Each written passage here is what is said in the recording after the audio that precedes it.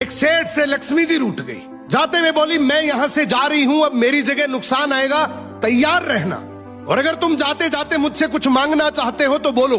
सेठ बहुत समझदार था, बड़ी विनम्रता से बोला, माता नुकसान आ रहा है तो आने दीजिए, बस मुझे आप एक वरदान दीजिए कि मेरे परिवार में हमेशा सुख शांति बनी रहे। लक्ष्मी जी मुस्कुराई, तथास्तु कहा और वहां से चली गई। अब उस सेठ की 4 बहुएं थी। कुछ दिनों बाद सबसे छोटी बहू खिचड़ी बना रही थी।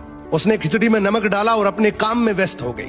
तभी दूसरी बहू आई और उसने खिचड़ी को बिना चखे ही और नमक डाल दिया और वो भी अपने काम में व्यस्त हो गई। ऐसे एक एक करते तीसरी और चौथी बाकी की 2 बहुएं भी आई, उन्होंने भी खिचड़ी को बिना चखे ही उसमें नमक डाल दिया। अब रात को सबसे पहले सेठ खाना खाने बैठा।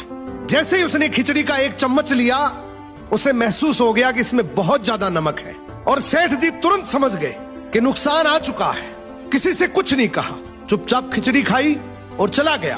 अब सेठ के बाद खाना खाने की बारी आई सबसे बड़े बेटे की। बेटे ने खिचड़ी का 1 निवाला लिया। उसने परिवार वालों से पूछा, पिताजी ने खाना खा लिया? उन्होंने कुछ कहा? तो बाकी सबने जवाब दिया, हाँ पिताजी ने तो खाना खा लिया, लेकिन किसी से कुछ नहीं कहा। तो बड़े बेटे ने भी चुपचाप खिचड़ी खाई और चला गया। ऐसे ही करके परिवार के बाकी सारे सदस्य एक एक करके आए, अपने से पहले वालों के बारे में पूछा, कुछ नहीं कहा, चुपचाप खिचड़ी खाई और चले गए। अब रात को सेठ जी सो रहे थे, सपने में नुकसान आया और हाथ जोड़कर बोला, भाई मैं यहां से जा रहा हूं, मैं यहां नहीं रह सकता। तो सेठ जी ने पूछा, क्यों, क्या हो गया? नुकसान बोला, तुम सबने मिलकर 1 किलो नमक खा लिया, पर मजाल है कोई किसी पर नहीं चिल्लाया, किसी ने गुस्सा नहीं किया, सब शांत रहे। अब जिस परिवार में इतनी सुख शांति हो, आपस में इतना प्यार हो, वहां पर मैं नहीं रह सकता।